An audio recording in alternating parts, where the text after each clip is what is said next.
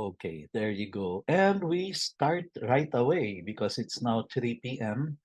We are going to cover the last of 5 seminars to prepare ourselves for a successful school year. And today we're going to talk about developing 3 very important virtues that, in fact, are in crisis because of the digital lifestyle. That's why the subtitle there is 3 essential virtues for the digital generation.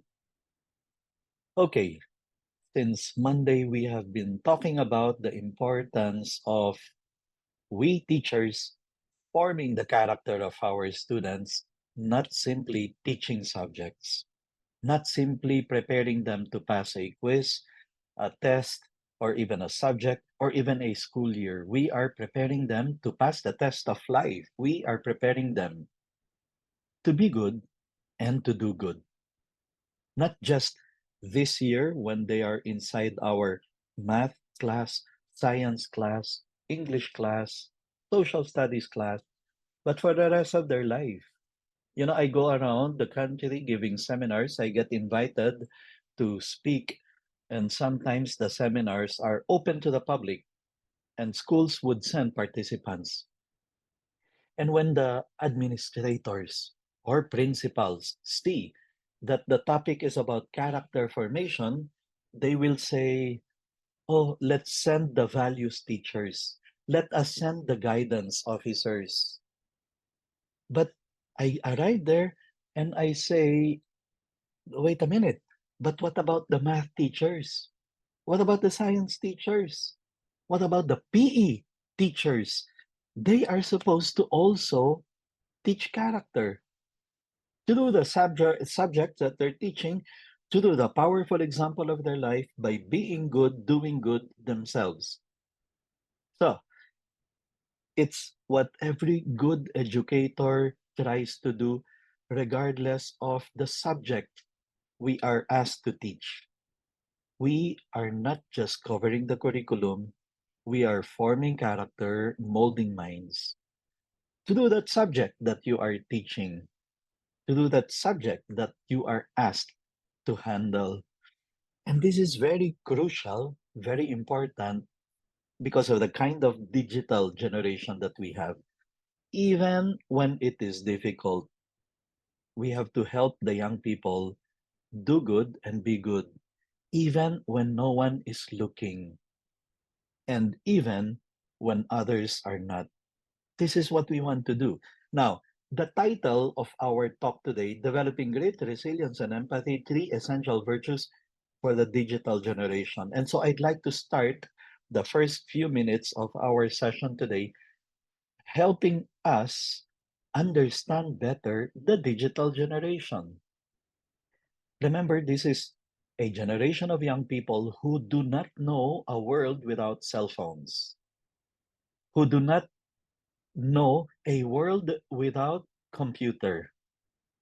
And I cannot, I think many of them cannot imagine, for example, a world uh, where you have to go to a shop to borrow VHS or Betamax or CD or DVD.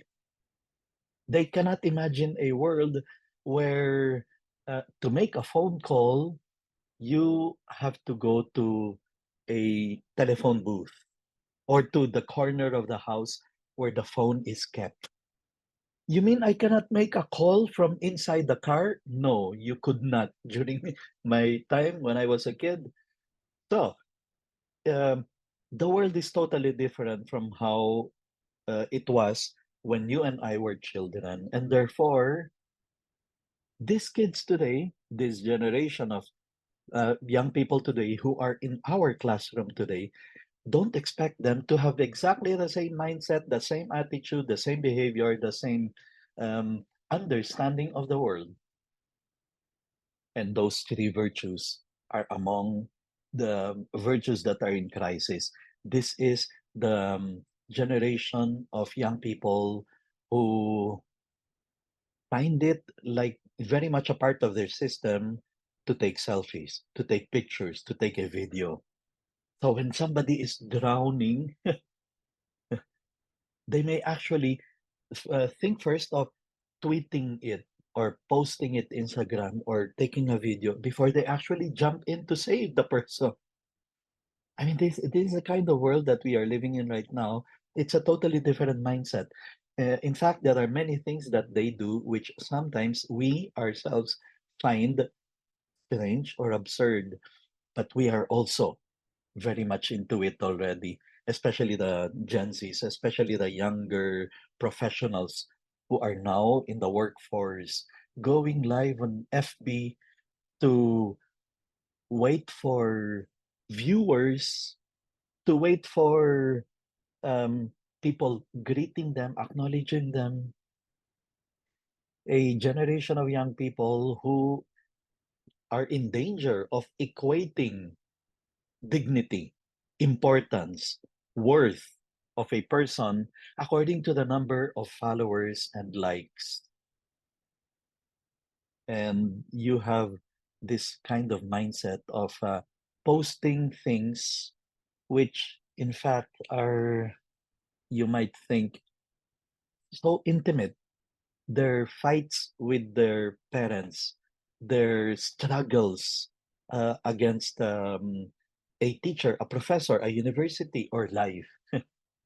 And then this idea of crowdsourcing, hey guys, I'm here in Cubao. Any recommendation for a restaurant like that? And then you feel uneasy and think, oh, why does he have to bother the rest of the world? You eat where you want, but do you really have to let the whole world know that you are looking for a restaurant to eat in? But that's, crowdsourcing or the, in my opinion, mindset. Because as soon as you enter Facebook, that's the first thing Facebook is going to ask you, what's on your mind? Uh, Social media encourages them to express themselves, to let the world know what they are thinking, what their opinion is. And that is the kind of mindset many young people have. Or even just letting the world know how they feel, feeling blessed, feeling happy, feeling sad, feeling angry, feeling upset. Now, as I go through those things that young people do, you do realize some of us also fall into it, also do it, that we also post things about our feelings. And um, when the teacher went viral because um, she was reprimanding a class for lack of discipline and saying all sorts of derogatory things to the students. You and I wondered, why did she have to go live? Why did she have to stream it? What is that? Um, Trying to get the world know uh, her feelings simply? Or is that a way of being able to get more followers and likes? Or is that uh, I don't know. We don't know. We cannot judge intentions. But we wonder, why do they do these things? Um, isn't there a more professional way of using social media? And in fact, that's one of the most important things I need to get across to you, dear fellow teachers. We have to be very, very careful about the way we use our social media. But Mr. Rentoy, that's my private space. The school should not have anything to do with my social media. I should be able to do what I like with it. Sorry, ma'am, pero your students are looking at you. But it's a Sunday. Even on a Sunday, they see your posts, they see what you share there, they hear about your rants, your complaints, your attacks against your supervisors, even if it is cryptic message, they do. And we are 24 hours professional teachers. That's the sad thing. I mean, not sad, but that's the reality of it. That we cannot say at 4:30 when I leave campus, I'm not a teacher anymore. Okay, so principal, don't ever meddle with what I do over the weekend, with what I do in social media, especially if I post it after 4:30. No, because the students keep on looking at us. We carry the name of the school 24/7. And if you cannot take that, I'm sorry, but you're in the wrong profession. We need to tell this to teachers. Kung hindi mo kaya yung ganong klase, sorry, we have participants who do not understand Tagalog. So let me go back to English. If you cannot hack that, if you cannot take that, that idea that uh, you are a teacher 24/7 because you continue being looked at as a teacher even after dismissal, even on a Sunday, even on a holiday. The students see your posts, the students see your what you do in social media, and they continue expecting to see the professional teacher, mentor, role model that we are supposed to be. And if that's not to your liking, if you think that's too much of a hassle because I need my personal space, then we might need to reconsider staying on in the profession because being a teacher, being a good educator is a 24/7 work because we continue being looked up to by our students. So that constant craving for connection, this is what like identifies this generation of young people. So please realize that while the students are inside our classroom physically, many of them, their mind is in the cell phone, their mind is in their social media, their mind is in Netflix, in Spotify, in Hulu, in Amazon Prime, in HBO. That craving for constant connection because it is available, because it is there. And so you see many young people today complaining about headaches, complaining about feeling heavy. It's only Monday, first day of the school of the week, and yet they already feel very tired, very exhausted, very upset even. Why? They don't know. Well, why will you not be upset? You are developing what we call the text tilt trauma. You were looking down on your screen or the tablet or the gadget the whole weekend because it's like that, right? In many houses, that is the rule given by parents. No computer games, no computer if there is school. And if you are not done with your assignments, okay, they finish all their assignments Friday night so that they can do everything they want Saturday and Sunday. And so the whole weekend, they may actually be looking down on their cell phone.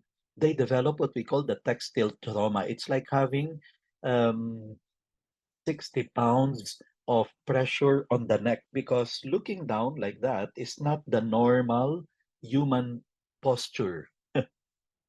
We have eyes that are supposed to look straight, look forward. That is the normal, natural human posture.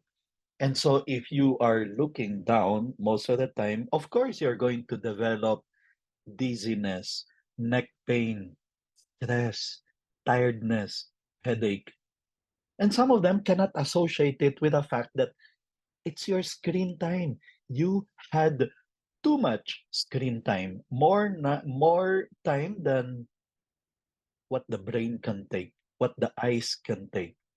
And you and I can actually also fall into that. I mean, we can actually start experiencing things like that, being dizzy, having neck pains, being stressed, and some of us will be in denial. Why do I feel heavy? Why do I feel sluggish? And some will deny that no, it's because of your screen time. And some will say, there's nothing wrong with my screen time.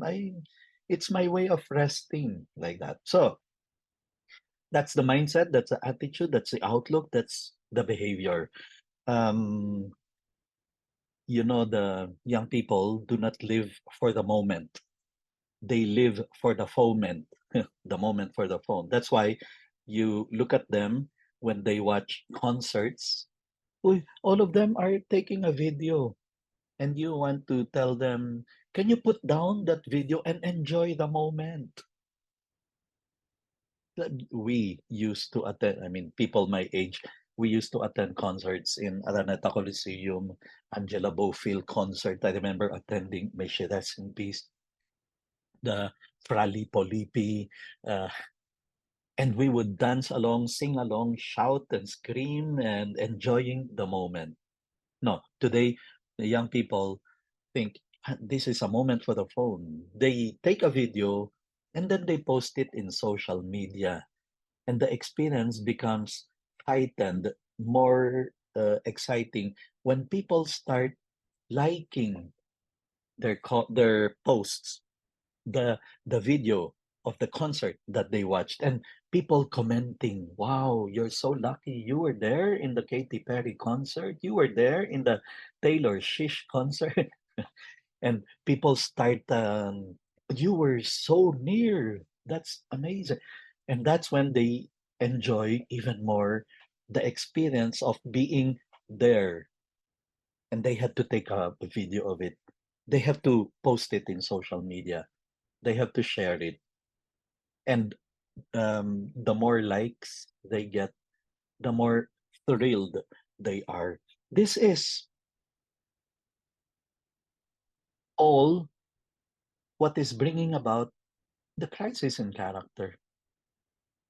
I think 2 days ago, when I showed you a picture of a kid with a sophisticated cell phone, more sophisticated than m- many of our cell phones, and yet that kid didn't work hard to get that cell phone, did not have to save up from his salary. He doesn't have a salary. And so, um, being able to get these gadgets, tablets, cell phones that are very expensive, being able to get them without hardly any effort on their part, that is at the root of the so called entitlement, self entitled generation. That's also part of the effects of the digital lifestyle. Not to mention, you and I, who have been teachers for so long, we started teaching when there was still no computer. We saw the progression, the development. We saw how change happened among the kids. This these kids that are inside the classroom right now are totally different in their outlook, in their behavior, in their discipline, compared to the students that we used to handle when there were still no computers, when there were still no cell phones. Totally different. Um, we have to admit this, that there is already a change that has happened, even in the way um, the attitude that they show inside the classroom. As I mentioned to you, I think in one of the sessions these past days, you are giving the exam, or rather the assignment, to the students, and they are already thinking, what website will I get the answer from? I'm going to chat GPT that later. I'm going to ask chat GPT. I'm going to Google that, and I'm going to cut and paste. The idea of the computer is there, the internet is there to give them everything that they need. So don't ever give them an assignment which they can easily cut and paste. If you give an assignment to students that can easily be cut and pasted from Wikipedia or from any website, it's your fault. I mean, it's your fault that you are giving them that kind of exercise that can be easily cut and pasted. And then they cut and paste it and they go to a website which will rewrite the text to make it appear like it's original, and they will claim it to be theirs. It's your fault. All these things are available. It's our fault if we give them um, work, load, assignment, tasks that can easily be done by any website. We should give them assignments that will check their higher order thinking skills, analyzing, evaluating, judging, comparing, contrasting, where we will expect them to apply not just to know or to cut and paste knowledge, but to actually apply and synthesize and summarize, and um, that they will put in all those higher order thinking skills in place or in action. It will be our fault if the assignment that we give does not require them to do all those things. So that's the kind of young people we have in the world today. And we are seeing more and more disorders because of this. We are seeing more and more uh, problems as an offshoot or consequence of the digital lifestyle, the digital generation that we are taking care of. By the way, let me emphasize something regarding sleep. Um, Researchers say that the generation of young people today, as well as the older people, are what we call sleep deprived generation, the sleep deprived generation in the history of mankind. There is a problem with sleeping habits of young people and also of the older people. It's true because nowadays you can wake up at 2 a.m. and you still have thousands of movies to choose from in Netflix, in YouTube. When I was a kid, there were only three television channels. And so we slept. We slept early because at 10 in the evening, the three television channels would sign off. But not the kids today. They can wake up at 3 a.m. and there are still the more than a billion videos in YouTube to choose from. So you have now what we call sleep disorder. And then I know some kids who make it a habit to even sleep with the earphones on, listening to their music, Spotify, Amazon Music, and that's problematic because that means they are not really fully asleep. Half of their brain is trying to sleep, half is trying to listen to their music. And so they go to class with only, while they may be in bed for 8 hours, it's not 8 hours quality sleep that they had. They lack sleep. And then they will try to catch up with sleep in Filipino, in social studies, in math, in calculus, in this inside the classroom. These are all part of the disorders that we will continue seeing if we do not teach these kids how to use the gadgets, the internet, technology responsibly. Not to mention, of course, yesterday we were talking about um, creating a kind and caring classroom. Now, it's not just in the classroom that we need to work on creating kind and caring space. Okay, so as I mentioned earlier, while I have been describing the digital generation, the young people, many of us are also hooked, addicted, spend inordinate amount of time in TikTok, in Facebook, in Twitter, in Instagram, in Netflix, in YouTube, in we too can be affected. Of the we're not spared of that. That's why one of the things we need to do is to teach kids a certain digital detoxification. Okay? Let me give you 7 tips on how you and I can do a bit of digital detoxification, and we have to teach kids this so that they do not become enslaved by technology. Here's number one. Um, okay, here's number one. Turn off notifications. Notifications like Facebook will tell you, "Uy, somebody liked your post. Come back. Go to go to Facebook." If your notification are on, these are the things that will come in. Hey, somebody shared your photo in Instagram. Come, take a look. Somebody commented. Somebody wrote a comment on your post. Come, come. Um, Turn it off because Facebook and Twitter and Instagram and social media should not be the ones controlling you. Should not be telling you when to come to social media. You determine when you go to social media because otherwise you become like a slave of social media. Notifications coming in telling you, look at it. Your friend shared something. Your friend posted something. Turn it off. If you don't know how to turn it off, Google it.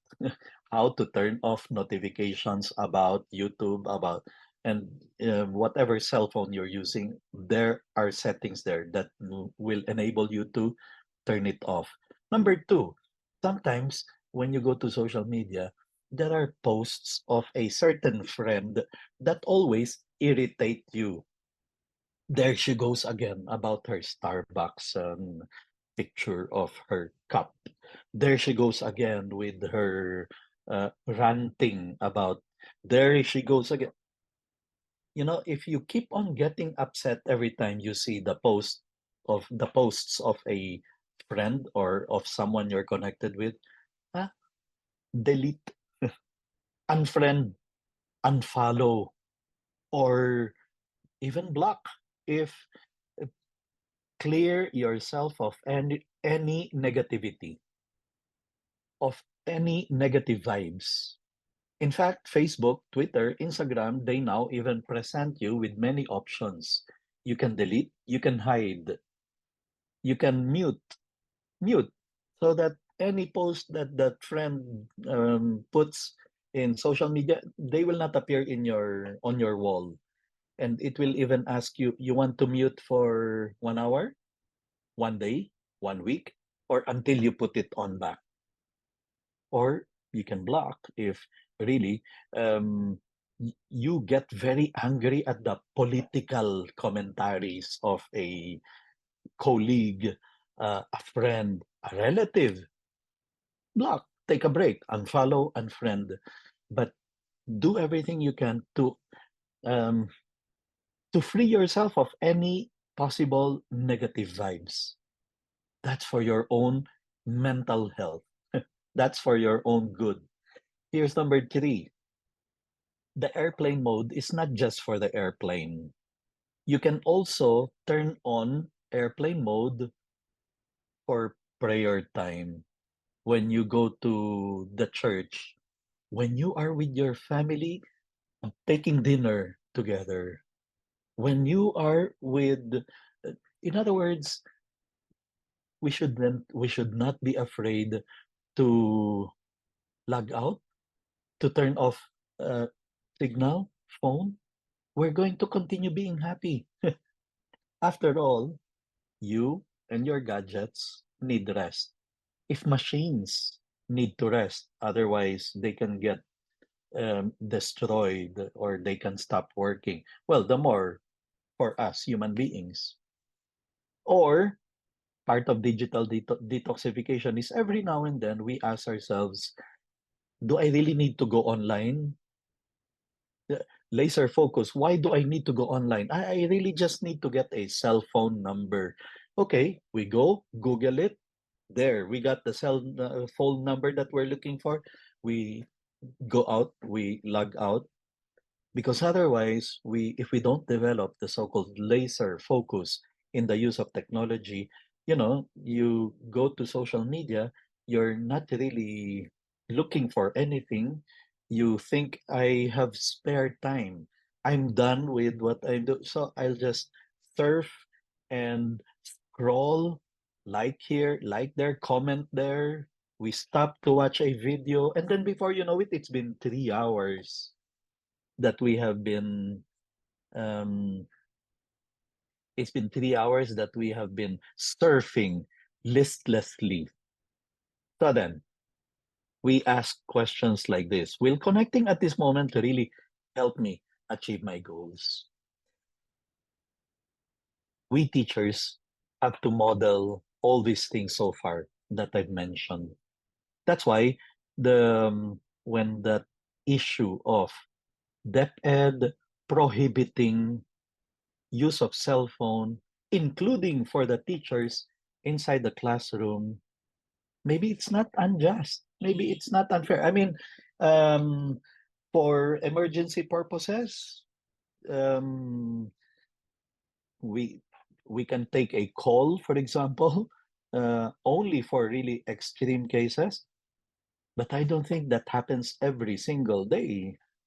And so, uh, if we are to model the restrained use of gadgets, the responsible use of our cell phone, our tablet, our computer, then the students should see in us what it means to be responsible.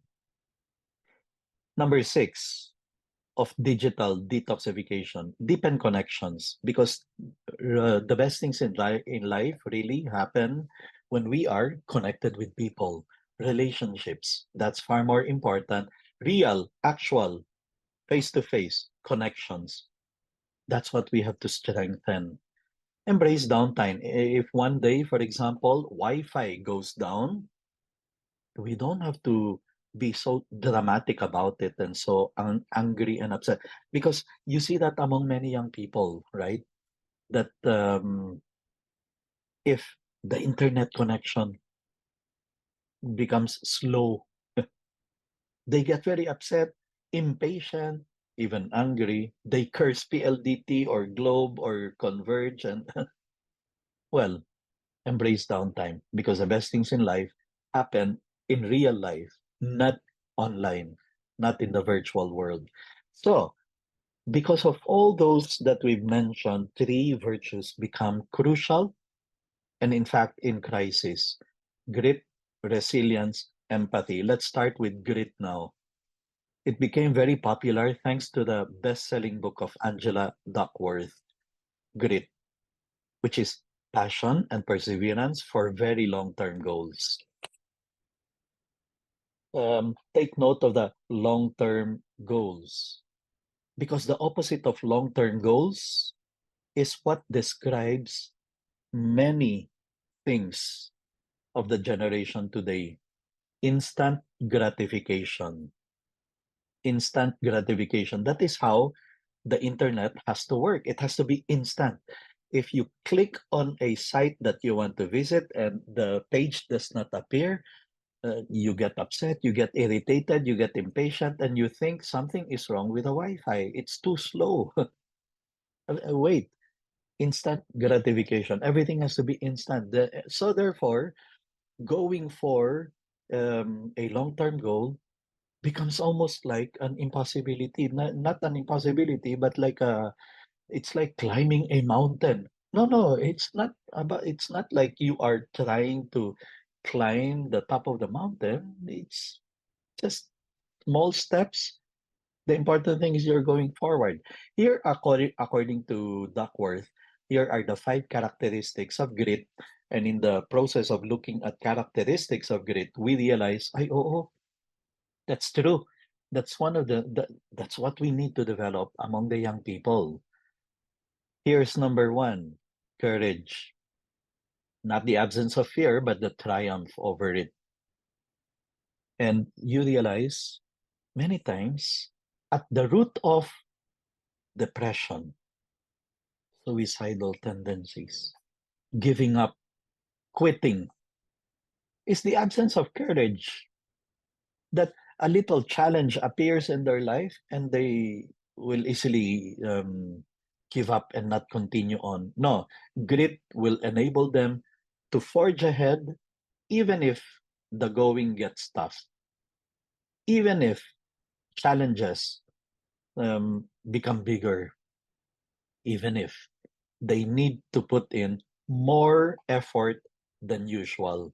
Putting in effort is something that is becoming, in fact, difficult for many young people today because technology, science has made many things so convenient, so easily attainable, and so instantly attainable. I mean, you remember when I was younger and I wanted to have coffee, I would have to boil water and you have to wait patiently. Today, no, you go to a water dispenser, hot or cold, and instant. And if it is not hot enough, the person can get upset, irritated, and think there is something wrong. Courage in the face of difficulties, conscientiousness, being thorough, careful, attentive. Mindfulness is like a key word that we've been hearing more and more often lately. You notice mindfulness because it is in crisis side by side with grit, conscientiousness. Be mindful, be focused, be attentive. Why is this in crisis? Because um, attention span of young people today, as yours and mine too, are affected. Is affected. Attention span has become much lower than ever. They need to put in the mindfulness, and that's the grit that they need in order to keep on paying attention to you as you lecture for 30, 40 minutes, to not stop listening and to continue on being mindful of what is being discussed. Perseverance, which in fact you can also say grit, is all about being able to persevere, being able to steadfastly continue on towards a goal, a long term goal, even if it becomes more difficult, even if it becomes more challenging. Perseverance. Here's another quality of grit, resilience, which we will tackle after this. And so we will not go more deeply into that for now. But the capacity to recover quickly from difficulties, not to escape from difficulties because they are very much a part of our life. And then, very important ingredient, quality for a person to have great passion, a deep sense of purpose. It is very sad when you meet young people who don't have ambition or dream, or not necessarily no ambition, but their only ambition is to earn a lot of money. Okay, very nice. But, how about changing the world, making a difference, being of service, being uh, of good to society, and then to put in all the passion there? Here are 7 ways to develop grit in your kids, in your students. For those of you who are parents, you can use this for your children. But for us teachers, because kids are entrusted to our care, then we have to be of help to them in developing grit. Here's number one: ignite their passion. And that's why it's good to engage them in clubs, organizations, student activities, plays, drama, theater, varsity, because it is there where they discover what they really love to do, like to do. And then in the subjects that we teach, we look for ways that will make them excited about the lessons, motivated. Motivation is very important when we prepare, for example, our unit plans or lesson plans. Ignite their passion. And you and I, maybe our love for teaching was ignited because of one teacher or another, because of an experience we had inside the classroom with one teacher or another. Here's another way to develop grit in your students: teach them self control. That's why we talked about creating a kind and caring classroom, because that is part of self control. They cannot go around just teasing anybody, making fun of classmates, putting down their friends, putting down their classmates. That needs self control, and that's what we have to teach them.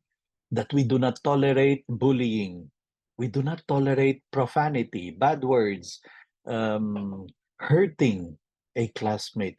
All those are part of self control. That when we discipline the students, when we manage the class, part of the management is we make them control themselves, and we make them do what we want them to do. But in the first place, we have to teach this by our example. The students should see self control in us, in the way we react to situations, in the way we react to misbehavior inside the classroom, that we have control of ourselves. Whatever subject you're teaching, you can find a way of inserting this lesson um, to your students in your class. Warn them to expect setbacks. Let them know that failure can happen. But the important thing is they stand up right away. They begin right away. Okay, class, some of you did not do well in the quiz. Don't worry. We are going to have another quiz next meeting. Start preparing for it.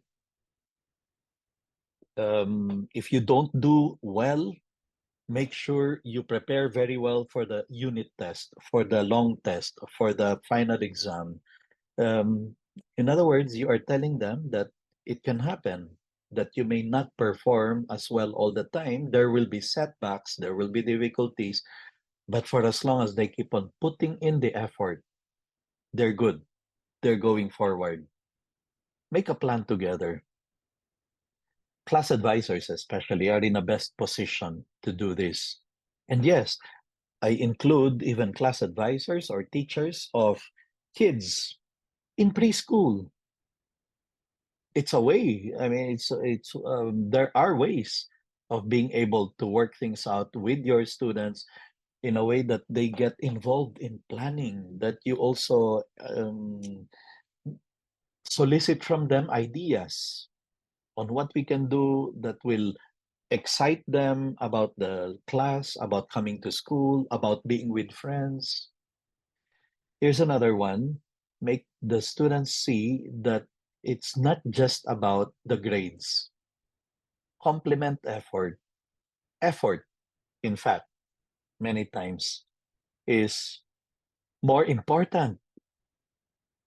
That the important thing is that they put in their best, that they really exert the effort to do well, to pass a subject, to study a subject matter. But if it's only the grades that we compliment, that we highlight, like posting the top 10 students on the bulletin board, but wait a minute, this number 11 student actually worked hardest. He was failing in the previous quarter, but now he is number 11. But he's not going to get that compliment, that commendation, because it's only the top 10 that we highlight there. Therefore, it's the grades really that we are highlighting. So, complementing effort. um, Group one, your report was not exceptional, but I could see that all of you really put in a lot of time and effort. Good job. Next time around, you can try to surpass yourselves and surpass what you have been able to present. And then you give them steps on how they can do that. But you express appreciation for the effort that they have put in. Remind the students to stick to what's really important, that you will not tolerate lying, cheating, stealing. Class, I don't expect a perfect project, but I expect you to be upright in putting in your contribution to finish the output, that you are not going to resort to shortcuts. Never mind if in the end your output is just 80 or 82 in grade, but at least you are sure, I mean, I am sure, and you give your word that you really worked on it yourselves. You did not resort to lying, to cheating, to stealing, to plagiarizing. Part of grit is taking care of body and mind. Part of grit is teaching students to take care of themselves. Remember, we are talking of passion to attain a long-term goal.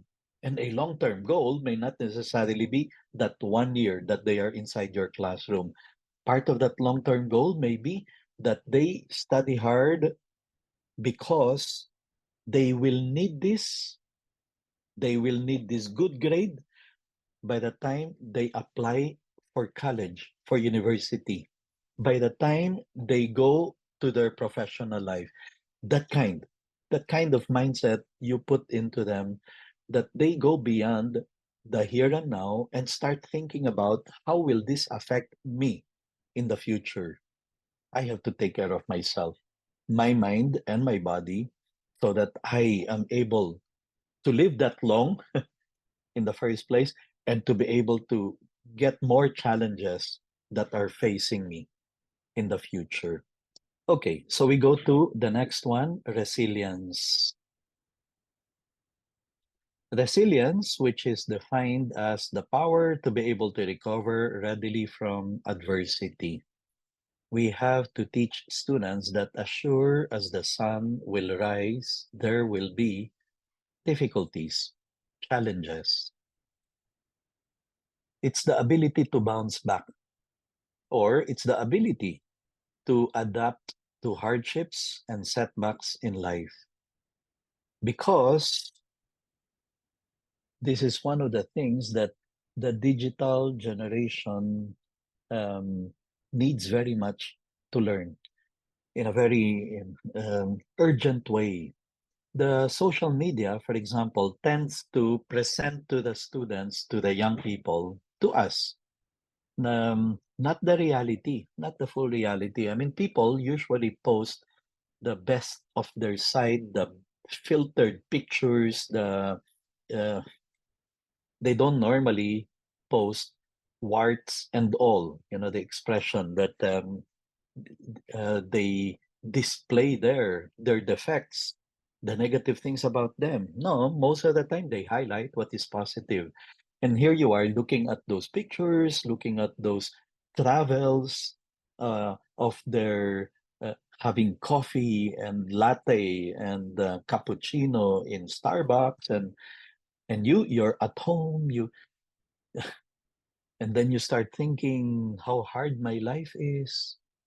I have too many setbacks. I have nothing but difficulties. Well, resilience is far more important in the with this kind of environment that people tend to um, highlight in social media what is only the positive things about their life, and then before you know it, oh, the person is depressed, the person is suicidal, the person is quitting. It's all for show on social media. And resilience is very important. The art of bouncing back, especially now when we hear more and more of teen depressions, not being able to cope with the challenges that come their way, of easily giving up, of throwing things up in the air. I think I mentioned to you that some administrators have brought up to me that concern that they have, that young teachers they hire, going through the motion of the interview, demo class, taking exams, and then when they get accepted, they say, "I sorry, ma'am, I will not proceed." Why?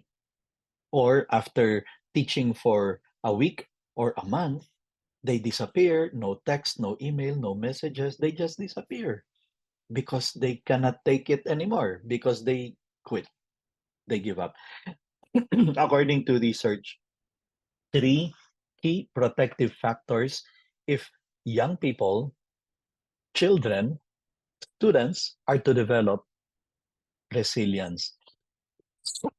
Number one, at least one secure attachment relationship.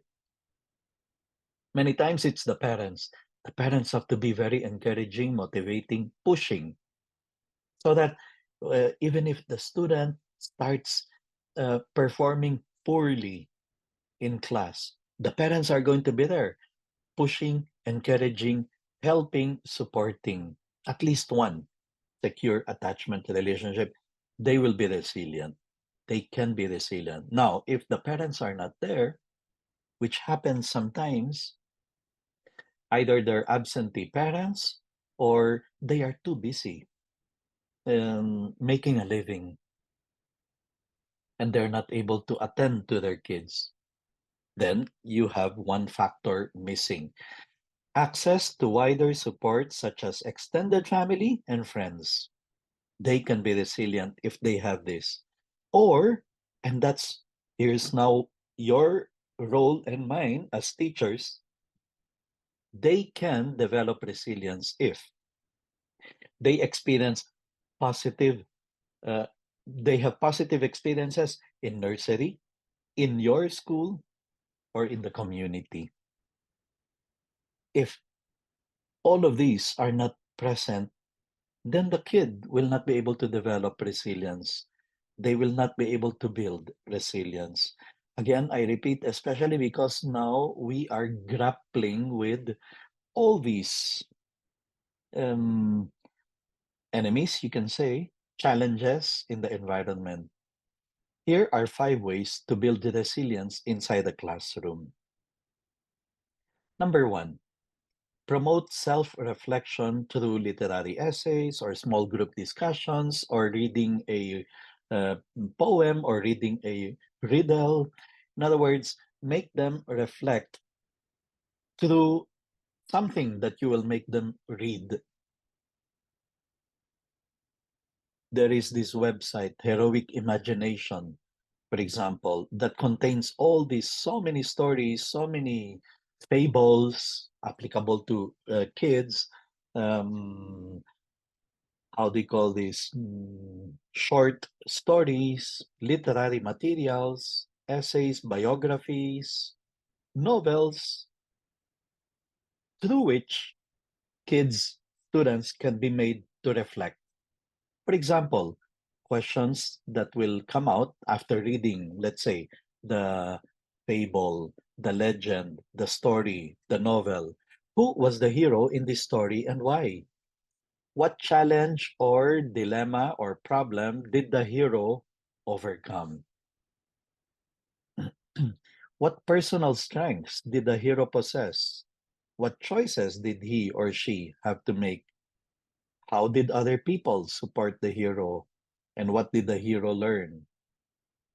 How do we use the same personal strengths when we overcome obstacles in our lives? In other words, you make them read, reflect, and then apply to their own personal experiences. That is one way that they will develop resilience through the subject matter that you're teaching. Now, it doesn't just have to be in English, how do you call this, literature or panitikan. You can actually do it even in study of historical characters.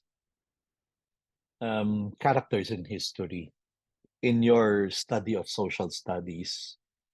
You can also apply this to um, mathematicians, scientists.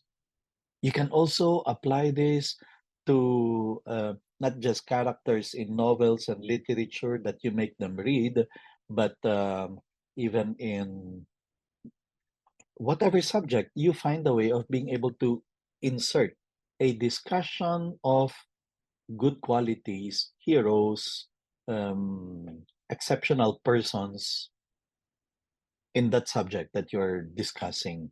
Here's another one: encourage reflection to do personal essays. So, number one is make them read and then apply to their personal experiences. This one, make them reflect through essays that they will write, they will produce.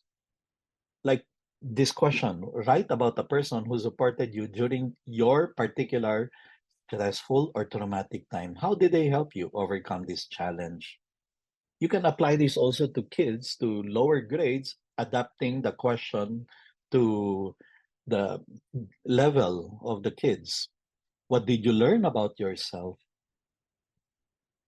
Write about a friend that you supported as she went through a stressful event. What did you do that most helped your friend? What did you learn about yourself? Write about a time in your life when you had to cope with a difficult situation. What helped and hindered you as you overcame this challenge? All these questions are meant to make them reflect on their own personal experiences that will bring out the need for resilience or the need to be of help to others so that you help them become resilient.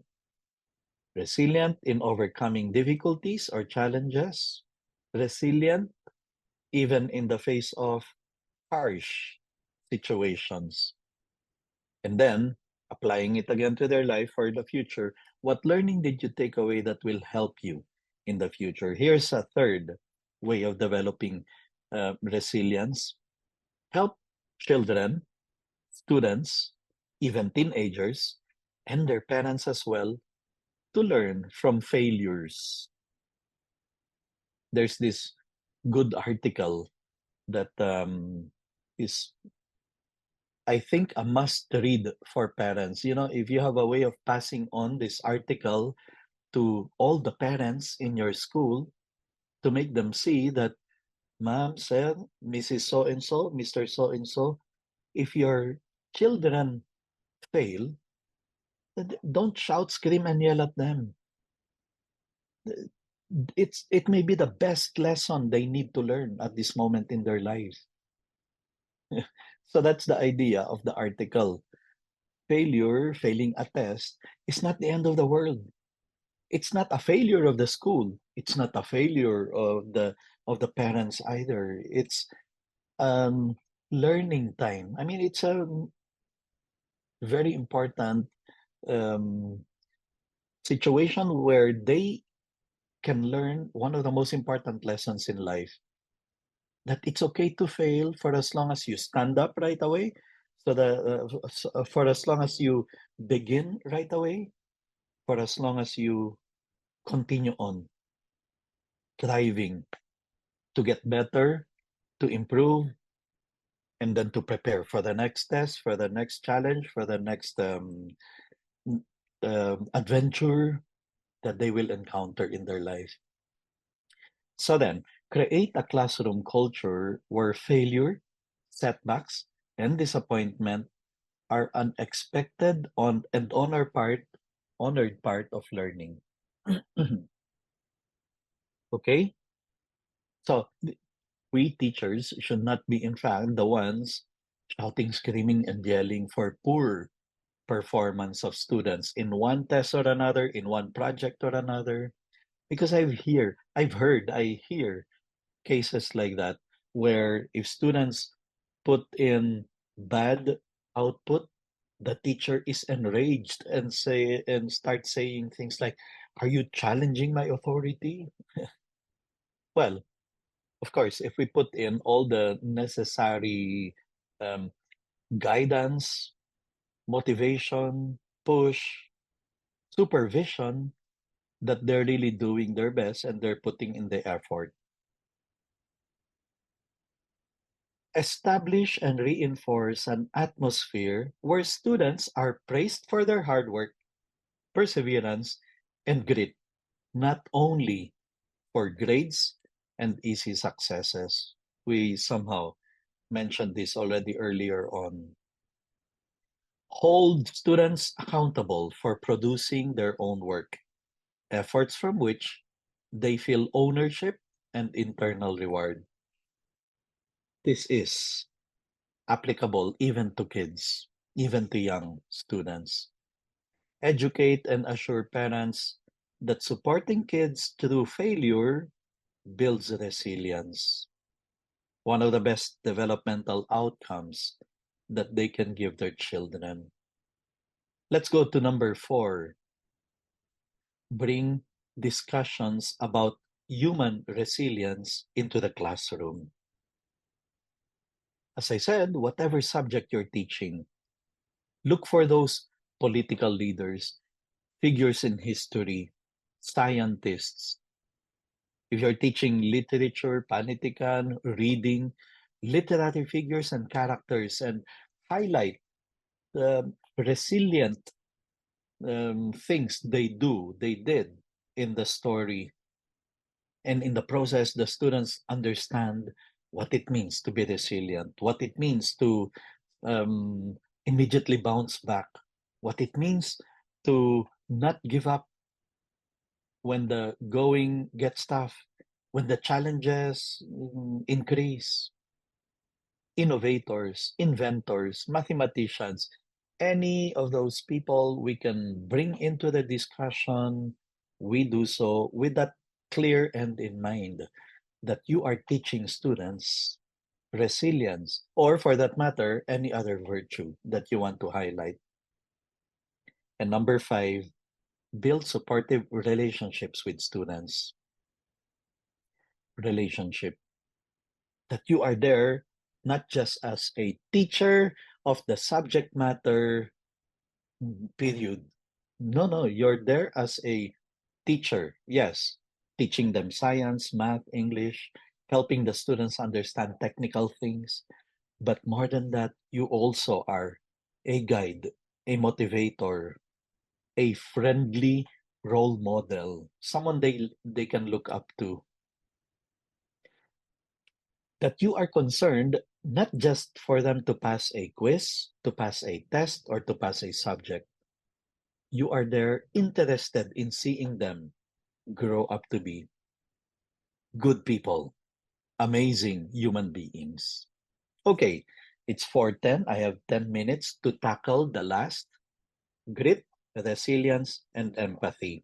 We go to empathy, which is defined as being able to identify with and feel other people's concerns. Empathy, it's in a crisis because you can have a kid spending the whole day just with his gadgets, not dealing with other human beings. But dealing with other human beings is the only way to develop empathy, to feel for them, to read their emotions, to know how to react if the person is happy, sad, angry, frustrated. These are, for example, what people with empathy would say. You look upset. Ah, that's empathy. It means the person is able to read emotions of other people. I understand how you feel. That is empathy. In fact, that is sympathizing, feeling the same thing with another person. I am sad that you get hurt, that you got hurt. That happened to me with two once. It makes me feel sad for you. So these are the things that a person with empathy would say. My heart is racing. I feel like I want to. That's being able to share the joy of another person. I'm happy for you. I bet it hurts a lot. It happened to me. So these things are signs that a person has empathy. If a person cannot say these things, then he lacks empathy. And it can happen. It happens inside the classroom. An example, when a person is being bullied, when a student is being singled out by classmates and is a victim of bullying, what happened to the other students? They are not feeling what he is feeling. They don't stand up to the bullies. They are just bystanders, passive bystanders who do not stand up to the bullies. Ah, we have more and more cases of bullying happening in many schools precisely because of the absence of empathy among kids, among the young people. So, let me give you the 3 steps to develop empathy among the students. 3 steps. We will take step number 1 first. Step 1. If you are to develop empathy in your kids, in your children, in your students, foster awareness and build an emotional vocabulary. Facebook will train you to only think of thumbs up, thumbs down, sad, happy, angry. Wait a minute. There are far more emotions than that. For example, let me show you page 1 of a listing of emotions. Of course, we cannot read because it's too small. We zoom in the upper first half, first third. You see, how many of these emotions do your students know? How many of these vocabulary words can they use to describe their classmate? The more of these words they understand, the more empathetic they can be, because that means the more they are able to read through feelings of other people. Let's go to the middle part of page 1. Disgusted, distressed, disturbed, feeling down, eager, edgy, embarrassed, encouraged. Let's go to the lower part of page 1. Calm, caring, cautious, cheerful, comfortable, concerned, confident, harassed, happy. And then we go to page 2. You have more emotions here. The more uh, vocabulary, the richer the vocabulary of the kids of emotions, the more words they can use to describe emotions, the better they will develop empathy. Because that is how they are going to be able to read through what the feeling, what their classmate is feeling, what their friend may be going through. So that's step 1. Enrich their vocabulary and make them grow in their awareness of different emotions. Step 2, enhance sensitivity to the feelings of others. Find a way of enhancing their ability, their sensitivity to the feelings of other people. Here are 6 simple ways to nurture their sensitivity. Number 1, praise sensitive, kind actions. If you do that, then they will also be more conscious, especially among the really young kids. These things have to be used, have to be done. Show the effect of sensitivity. Okay, class, your classmate is already offended, and look at the effect. She is crying. Look at the effect. She does not want to come to school anymore. The parents talk to me, and when you make the students see the effects of that sensitivity, they will be more empathetic. Or the precisely highlighting the positive side of it. Joanna is very excited to be in our class because you all have been helping her. You all have been um, controlling your tendency to tease her as you were doing before. You see what sensitivity can bring about. It can help improve the atmosphere in the classroom. Number three, draw attention to nonverbal feeling cues. Make them realize that not all emotions are shown through words or through sounds or through actions, but that certain body postures, for example, can emit or show feelings. I'm going to show you later 5 fun ways to help develop their um, to be able to read non-verbal emotions. Number four, ask often, how does it feel? How does he feel?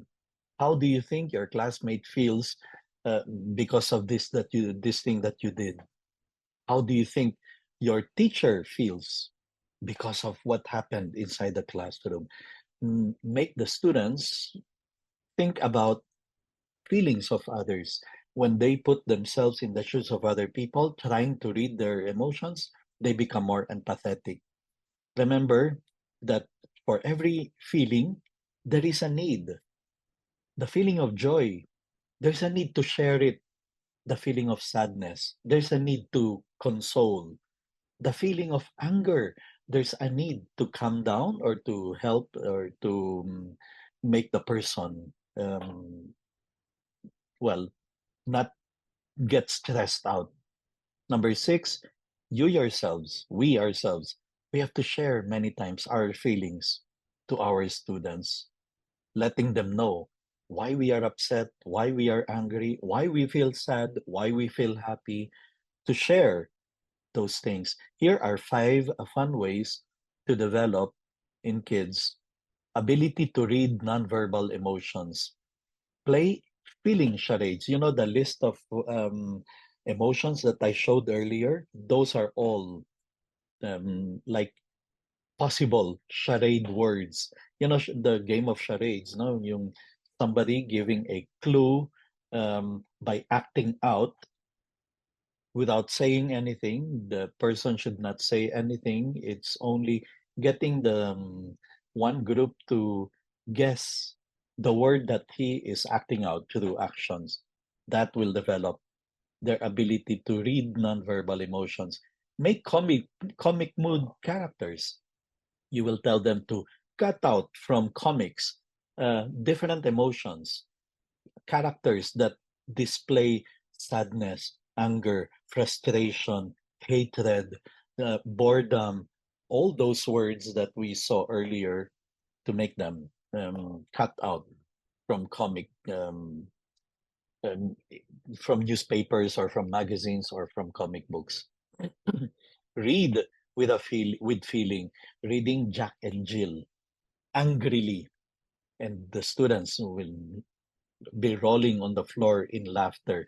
Now let's read it sadly. How will Jack and Jill story be read sadly? How will it sound? The students will find it very amusing, very entertaining. Watch silent TV. You know, you play a movie, you turn off the sound, and then you make them, what do you think is the character feeling now? Look, the character has veins coming out here, shouting, obviously screaming. What do you think is the emotion? That's reading nonverbal emotions. And the number five, holding a feeling lookout. Like you tell them, let's come to the window.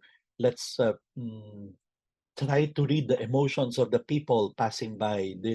That person there walking in the sidewalk, what do you think is he feeling at this point? Why is he walking that way? Does his action look like he is excited, he is happy, he is neutral, he doesn't feel anything, etc. So all those are very useful. Finally, step number three, develop empathy for another person's point of view. 3 simple ways to increase children's ability to take different perspectives. Make them switch roles to feel the other side. Whether it's in literature, you're discussing characters, try to put yourself, um, switch roles. You be the character in the story, and then what do you think? Would you be feeling if you were in the position, if you were in that role, if you were in that situation, which is similar to walking in my shoes. If you were this character were studying in social studies, in history, what would you have done? Would you have been angry, upset? Would you have been celebrating? Would you have been etc.? Similarly, number three, this is the last. Imagine how the person feels. That's step number three to developing empathy. Putting yourselves in the shoes of another person, looking at things from the perspective of another person.